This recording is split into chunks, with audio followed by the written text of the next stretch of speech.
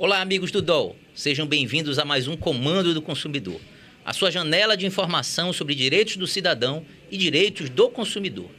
Não te esquece, manda tuas perguntas para as redes sociais do DOL e também para o Instagram, @Defensor Cássio Bittar.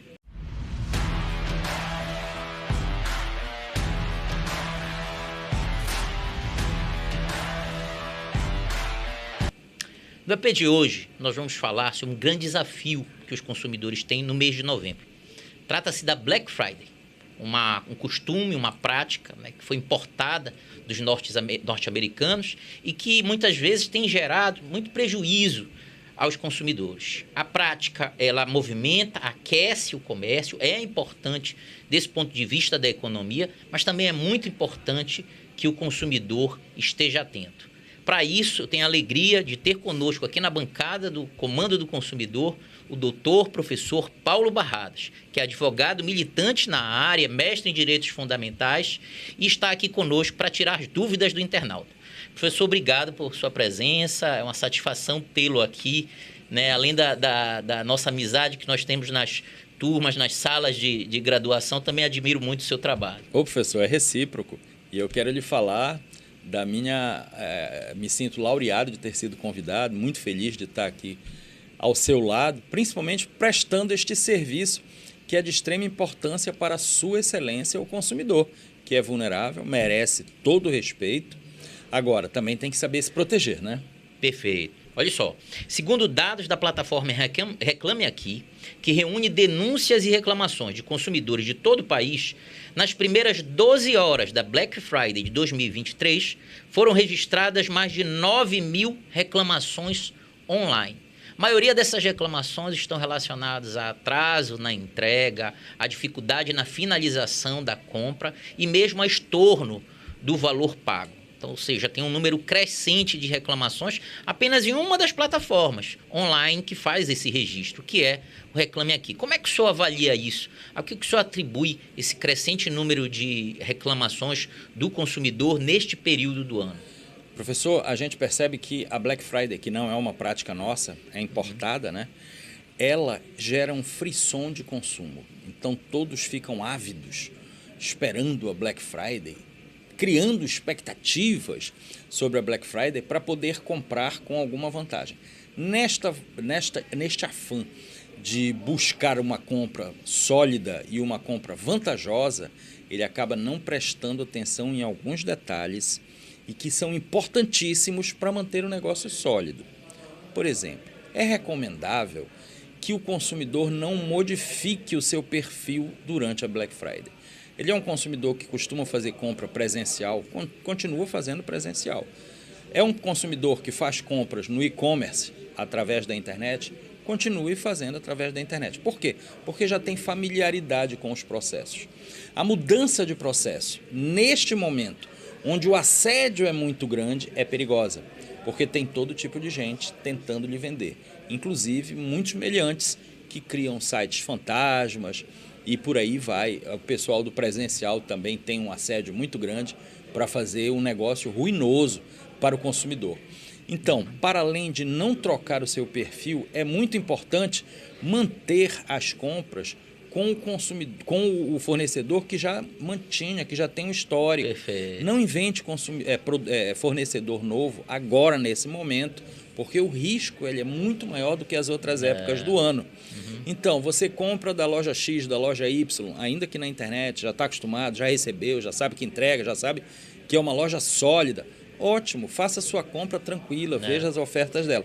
Vão haver ofertas maiores por outros fornecedores desconhecidos? Vão, mas metade delas serão golpe. É muito importante isso que o senhor fala, principalmente porque nós já tivemos aqui, fazemos com frequência, campanhas de alerta sobre fraudes e golpes em compras, sejam compras físicas, sejam as compras online, né? Então, é um tema que volta e meia nós temos algum convidado falando sobre o tema e é muito importante que o consumidor tenha consciência que o que pode transformar isso é a informação, é a prevenção, é o cuidado, é a cautela, é a certificação, principalmente com aqueles com os mais vulneráveis, né? Sobretudo os idosos, né? Que muitas vezes estão sendo assediados. Mas olha, tem pergunta do internauta aqui. Vamos lá, a informação, professor, é que qualquer um de nós pode ser vulnerável. É só a gente estar num campo desconhecido, num campo novo.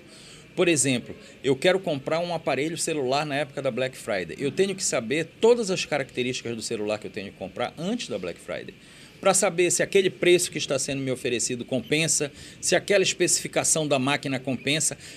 O princípio da informação é básico do direito do consumidor e o consumidor deve exigir esse princípio. Perfeito. Olha só, o Celso Freitas, através da nossa mineração de dados, enviou uma pergunta aqui para o comando do consumidor. Ele diz assim: encontrei um anúncio de um celular, iPhone, na internet.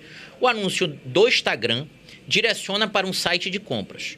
O anúncio faz referência a um desconto de 40%, mas após a compra foram adicionados encargos de entrega, que elevaram o valor sem considerar o desconto. Onde posso recorrer? Pois é, Celso, isso também acontece muito, né? A gente vai comprar na internet, o negócio parece um bom negócio, a diferença de preço em relação sempre à loja presencial parece muito grande. Um desconto de 40% já é suficiente para a gente desconfiar, viu, professor? Sim. Porque quando há precificação, quando o fornecedor ele precifica o produto dele, ele coloca ali todos os insumos que ele teve para poder deixar isso aí na sua casa. Como é que pode ter uma diferença tão grande entre fornecedores? Como é que um fornecedor pode dar uma vantagem tão grande dessa? Algo de errado deve estar acontecendo. E aqui ficou evidente onde é o golpe, porque ele retira esse dinheiro de volta nas outras taxas de entrega.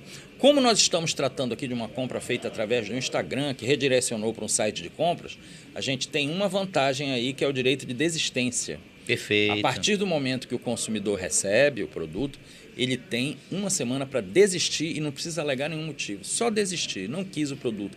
Quem nunca foi iludido, professor, eu sempre dou esse exemplo, com aquelas fotos de lanchonete. A gente entra numa lanchonete com uma fome, normalmente muito depois do horário da refeição, aí olha aquela foto daquele sanduíche lindo, imenso, colorido, recheado, aí pede.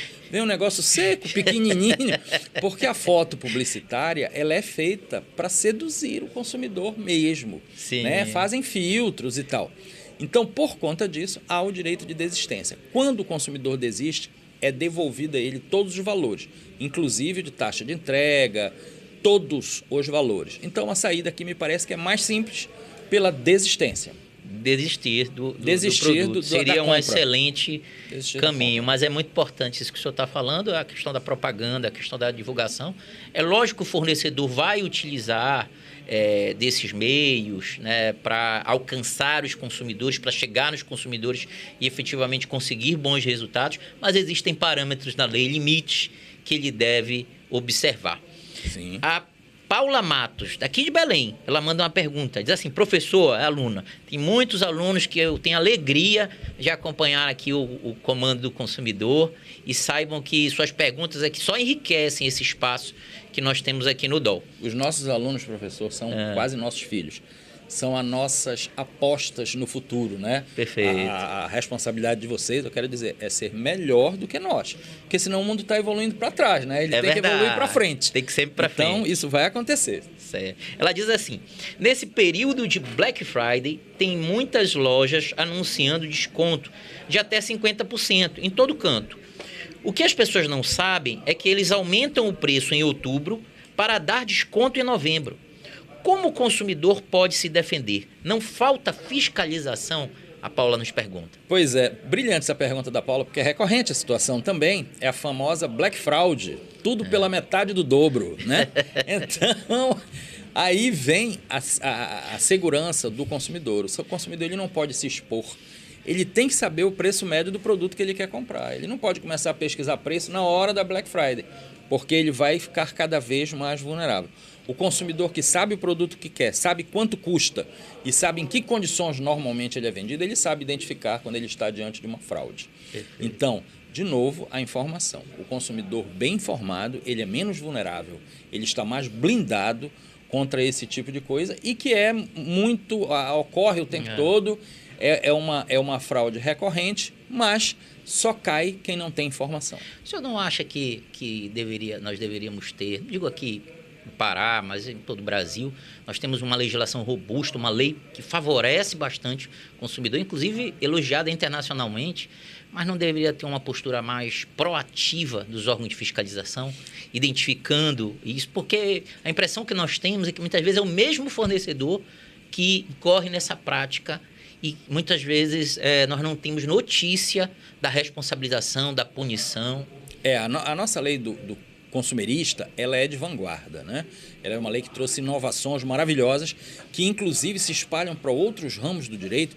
A inversão do ônus da prova, por exemplo, trazida pelo direito do consumidor, tem se espalhado para outras situações de vulnerabilidade, para o empregado, para a mulher na Lei Maria da Penha, para o idoso. Então, a inversão do ônus da prova, que é uma vanguarda, é uma novidade trazida pela lei do consumidor.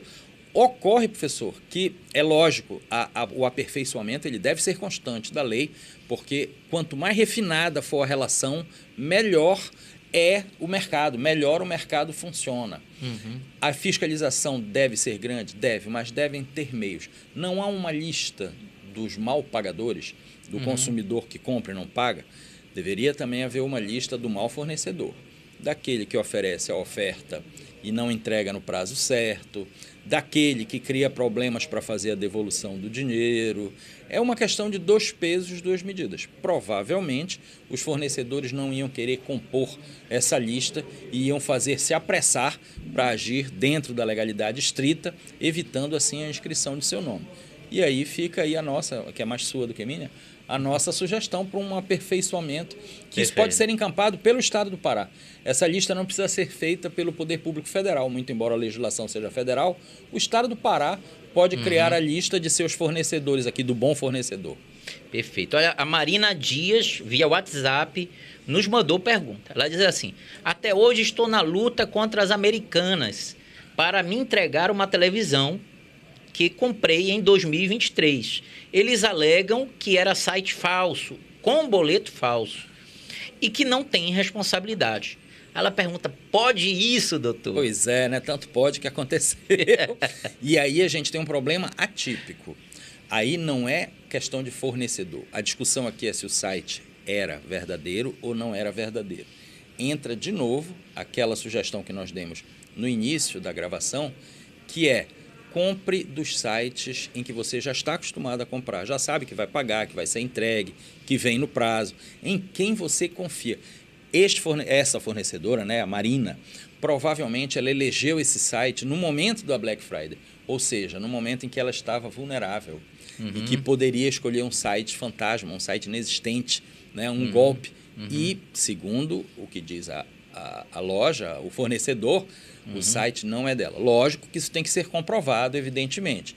Se for comprovado que site e boletos não eram verdadeiros, eram falsos, o fornecedor também foi tão vítima quanto a consumidora. Né? Daí aquela segurança de comprar de quem a gente já conhece. Sim. Isso é muito bom. O consumidor tem que estar atento, tem que desenvolver ferramentas e técnicas para certificar do que é um site verdadeiro, o que é um site que não é, o boleto, né? Nós vivemos hoje nessa apreensão, nesse estado de alerta. E é importante, eu não sei se é porque eu trabalho diariamente com esse tipo de reclamação envolvendo fraudes, boletos falsos, golpe do consignado, mas eu hoje fico muito atento, né? E principalmente para aqueles que estão próximos, meus amigos, meus alunos, meus familiares, eu sempre faço alertas sobre fraudes, as novas fraudes, que muitas vezes essa indústria, né, este escritório do crime está funcionando numa velocidade muito maior do que o aparelho repressor do Estado. Então, é muito importante a gente estar trabalhando essa informação. E é natural, professor, me permita, quanto mais a lei ela evolui, mais o crime evolui junto, porque ele arruma formas de se informatizar, arruma formas de evoluir, como eu disse. E o consumidor ele tem que estar cada vez mais esperto, cada vez mais atento. Ele tem uma proteção especial da lei? Tem, como vulnerável que é, mas não pode esperar só da lei. Faz por ti que eu te ajudarei, né? Perfeito. A Suzy Carvalho, através da mineração, manda aqui uma última pergunta. Ela diz assim: comprei uma passagem na promoção da Black Friday da Gol, empresa de transporte aéreo Gol. Por motivo de saúde, não pude viajar. Pedi a remarcação do bilhete para outra data, mas vou ter que pagar o dobro do valor. Onde posso recorrer? Aí é uma questão de informação.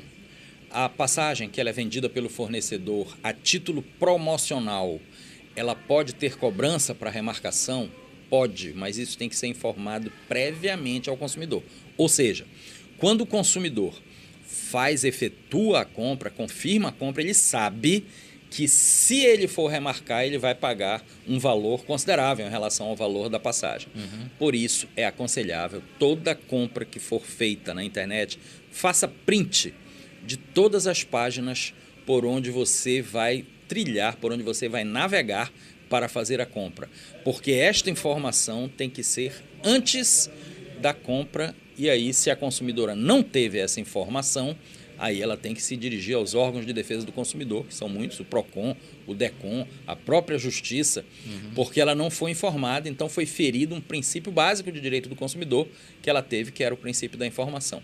No entanto, se ela foi informada, aí ela já, no momento da remarcação, ela já tinha ciência de que isso iria custar alguma coisa a ela. Perfeito. O setor do transporte aéreo é um setor extremamente regulado, né? Então, além do Código de Defesa do Consumidor, existem uma série de resoluções da Agência Nacional de Aviação Civil tratando sobre o assunto, mas o consumidor muitas vezes não vai ter acesso a essa documentação, não tem acesso a esse tipo de informação, né? E como o senhor bem pontuou, a informação pode lhe prevenir essa dor de cabeça e, no caso aqui, esse dissabor, né, de ter que pagar aí um valor além da tua expectativa.